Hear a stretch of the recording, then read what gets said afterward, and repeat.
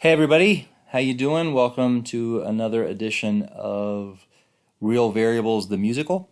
And so we are here talking about some inverse function theorems. The inverse function theorem. And it's a relatively short section, so we'll just talk a little bit about this and then let you guys have some problems to play around with. I'll go ahead and tell you what the problems are from the book to try to figure out what's going on here. 1, 2, 3, and 5. And then if you want to really play around a little bit, 8 is kind of a little bit more challenging. So take a look at it too if you like. Okay, so the inverse function theorem, I'm going to work backwards here a little bit. The inverse function theorem is listed as Theorem 433 in your textbook, okay, and we'll call that the IFT for lack of anything better to call it. And we see this in Calculus 1. We don't spend a lot of time on it, but we do talk about it a little bit, so you should be familiar with it. We're going to let F be going from I into R, where I is an open interval, non-degenerate, obviously, which means that it has something in it. It's not empty, right? And then we're going to say, let's further assume F is 1-to-1 and continuous on I. Okay, so it's a special type of function, right? It's not just any old function. It's a 1-to-1 function. Remember what 1-to-1 means? Injective function. It means that if f of x1 equals f of x2, then x1 had to be x2, right? For every x, you get a different y. And only one, obviously, for functions, but you get a different y. And so, so that's what our hypothesis is.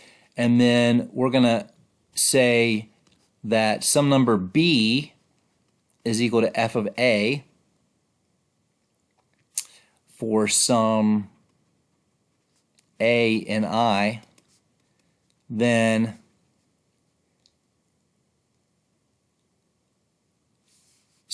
and if b equals f of a for some a in I, and if f prime of a exists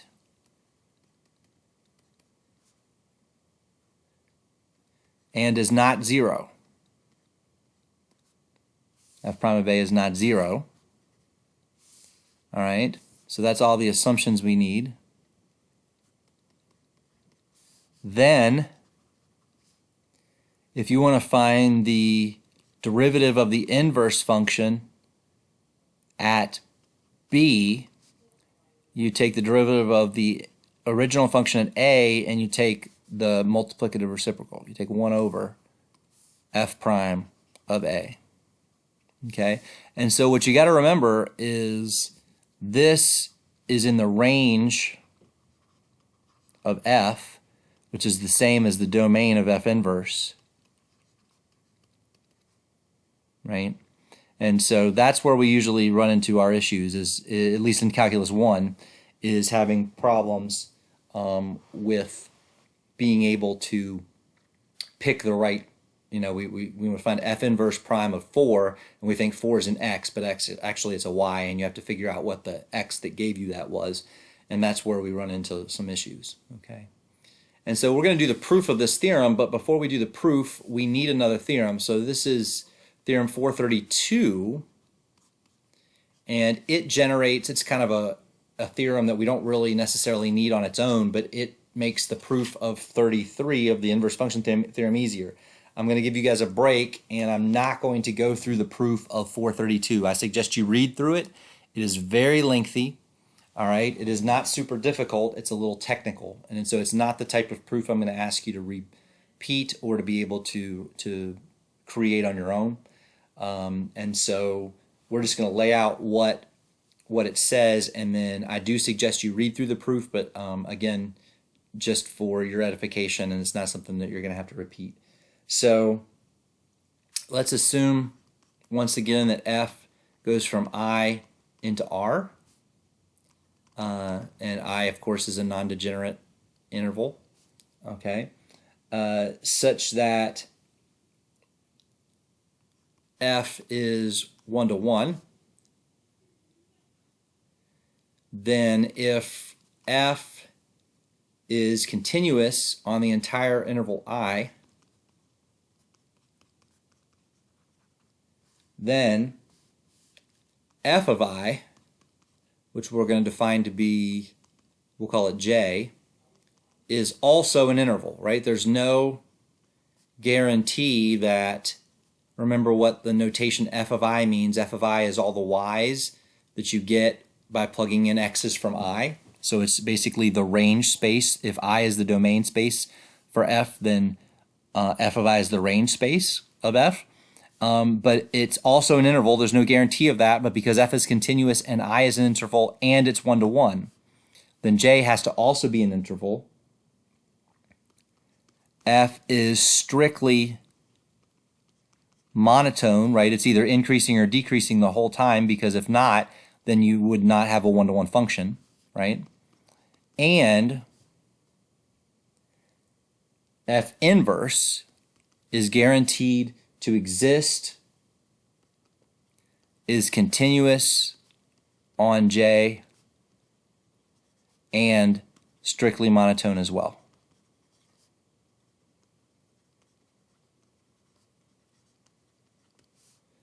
Okay, so there's a lot of information here, and a lot of assumptions. So what's all the assumptions? The assumptions are in blue. F is 1 to 1. It's continuous. All right. What are the conclusions?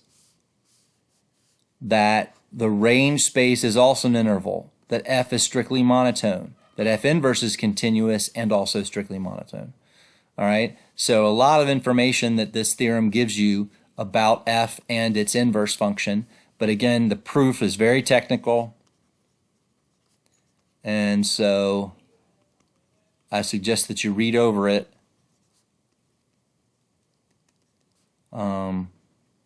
But I won't expect you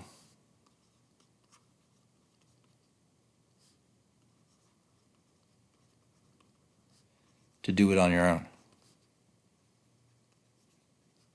All right. So the inverse function theorem is what we really want to prove. All right, and so I'm gonna cut this out.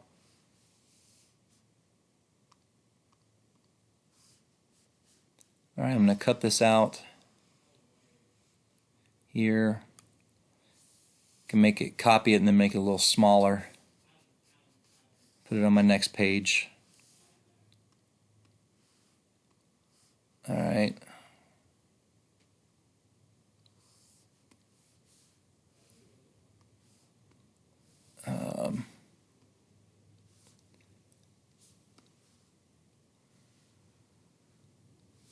There we go. All right, so there's the theorem that we're getting ready to prove. Again, the proof of this depends on this theorem right here, big time.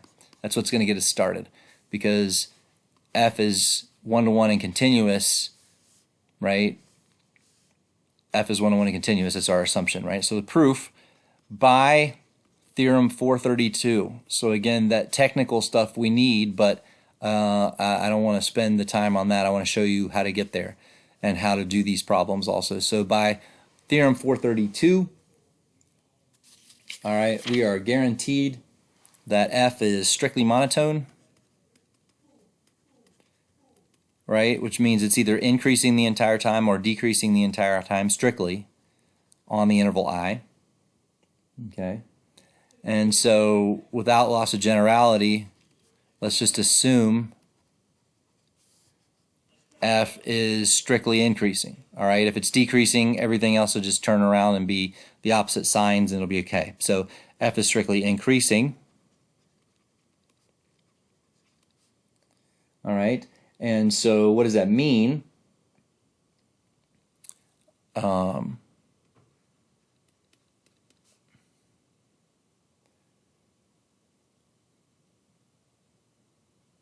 All right, so for example, f prime is positive on the whole interval. For example, that's what we're talking about here. Okay, so we're assuming it's strictly increasing. Also, from Theorem 432, what do we know? We have that f inverse exists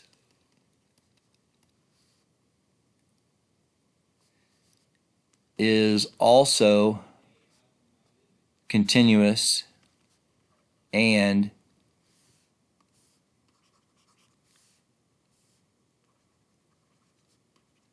strictly monotone.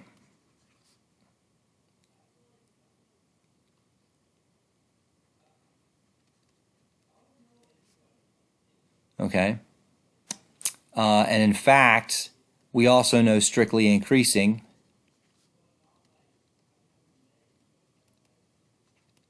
Now, how do we know it's strictly increasing?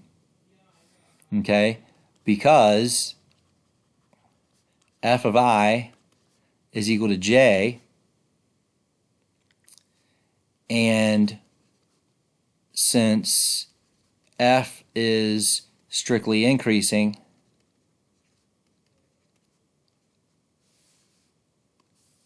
right, since f is strictly increasing, then as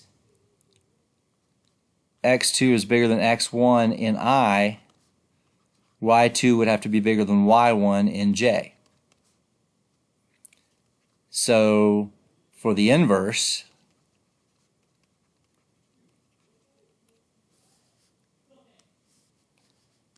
y2 bigger than y1 for j domain of f inverse implies x2 is bigger than x1 in I. So f inverse is also strictly increasing, right? So technically on j. All right, so when we assumed strict increasing on I, right, Theorem 432 only tells us that it's strictly monotone. And so we said without loss of generality, we could assume f was strictly increasing, and that implied that f inverse was strictly increasing. But Theorem 432 does not say that. All right, it is true, right? If f is strictly increasing, then f inverse is strictly increasing, and vice versa for strictly decreasing. If f is strictly decreasing, then f inverse is also strictly decreasing. All right, but the theorem doesn't prove that, so I had to show it a little bit more. Okay, but it's pretty obvious. Okay. All right, so we'll go next page.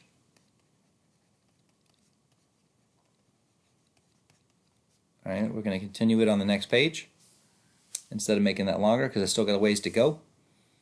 All right, so, okay, so now we have this A point, right? A is contained in I, but since I is an open interval,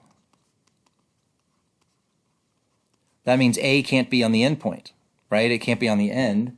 And so I is open, we can choose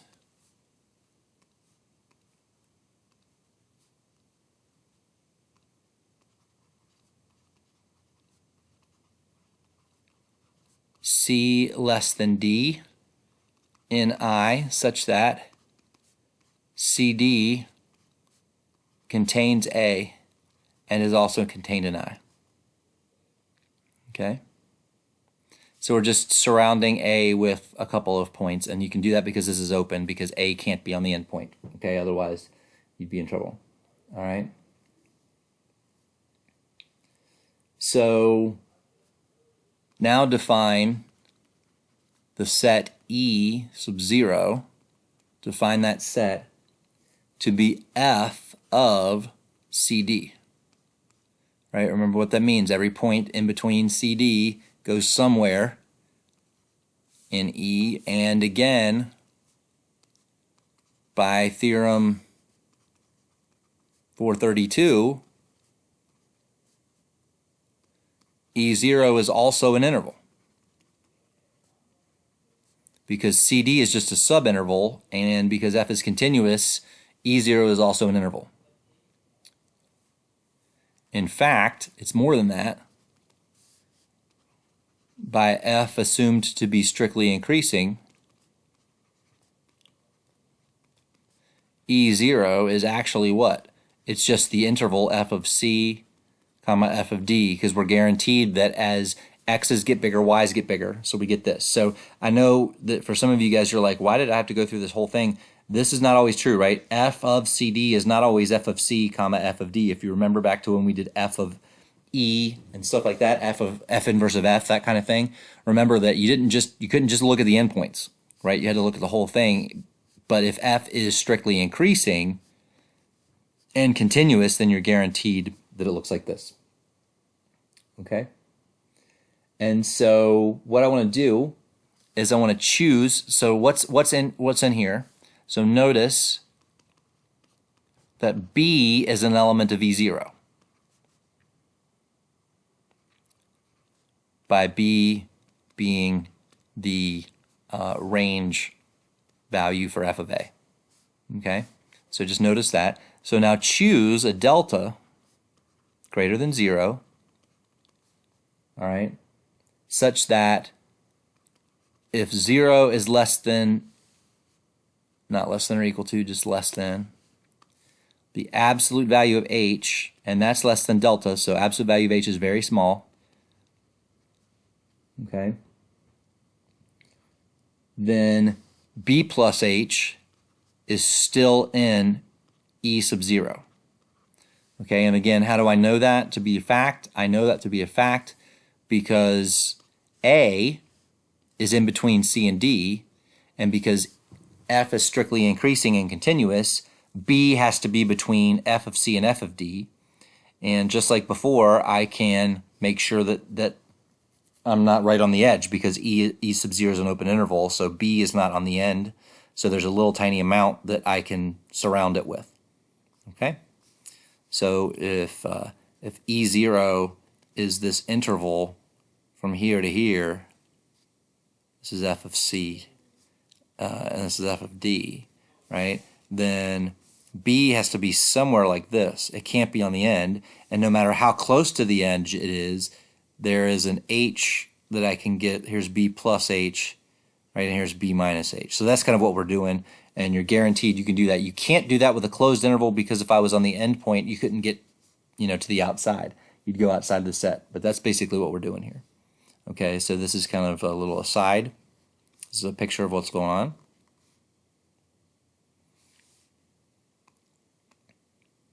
All right. So that's what's happening. And so by definition, then we know that if we took f inverse of B plus H, whether H is a little positive or a little negative, it doesn't matter because we're looking at absolute value of H. So we can look at either one, right? Either side. So B plus H is also defined.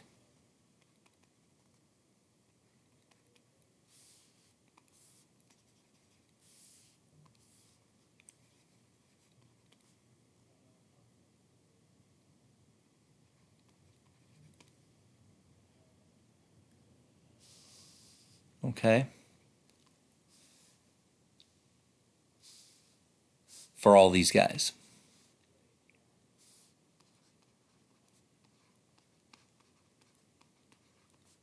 Therefore, we can look at the difference quotient. If we take a look at the limit as h goes to 0 of f inverse of B plus H minus f inverse of B all over H, what is that? What is this right here? That's the definition of f prime inverse of B, right? F inverse prime of B. That's what that is. All right, so I haven't written it there, but that's what it is. All right. So what is this? What do we got? Well, f inverse of b plus h, okay, is some x value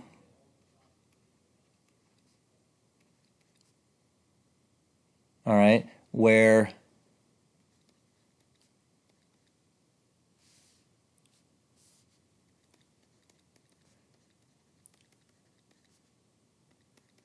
x is an I, right? This is defined, so I'm just calling it x. I get an x minus a, that's the definition of f inverse of b, and then that's over h. But what can you tell me about h? H is, notice that b plus h minus h is, or minus b is actually equal to h also, right? So what I'm going to do is I'm going to put a b plus and a minus there,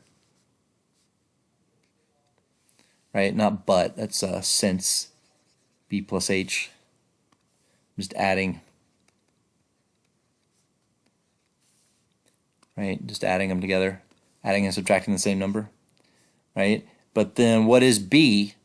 B is f of a, right? So this is the limit as h goes to 0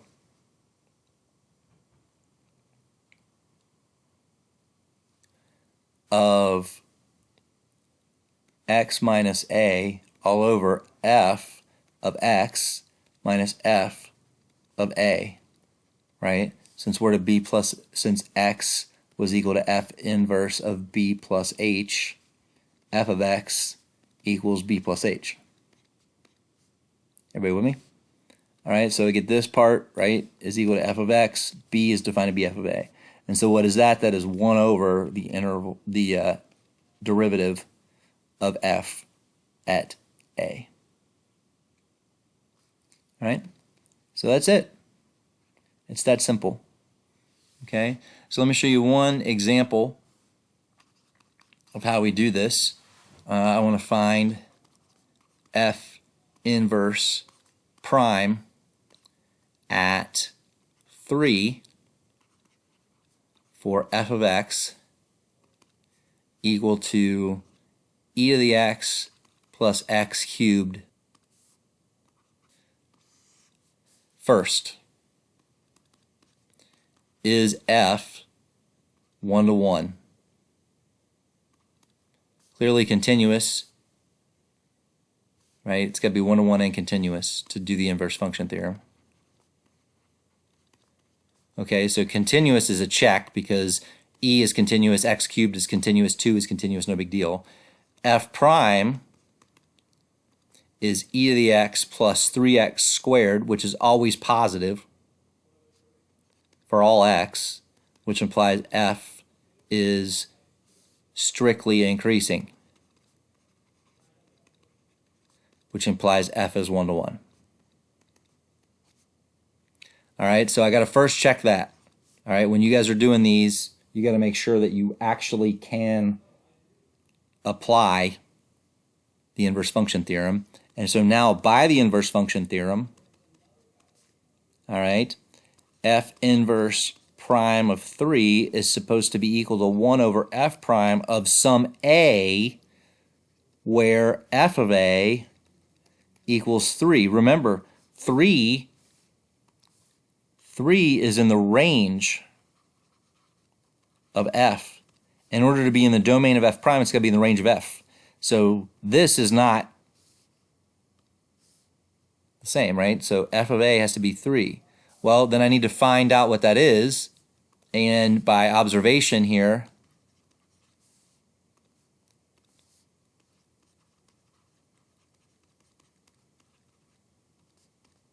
I see f of 0 is equal to e to the 0 plus 0 cubed plus 2, which is 1 plus 2, which is equal to 3. So f inverse prime at 3 is equal to 1 over f prime at 0. We already find f prime, and so that's 1 over e to the 0 plus 3 times 0 squared, which is 1 over 1, which is equal to 1. So we need to do this. Why do we need to do this? Because this guy's inverse, f has an inverse, right? It has an inverse function, but you can't find it, right? You can't set this equal to y and then solve for x and flip them back and forth. You can't do that. That algebraic technique where you switch the x's and the y's and solve for y, you can't solve for y if it's e to the y plus y cubed plus 2. It's not possible.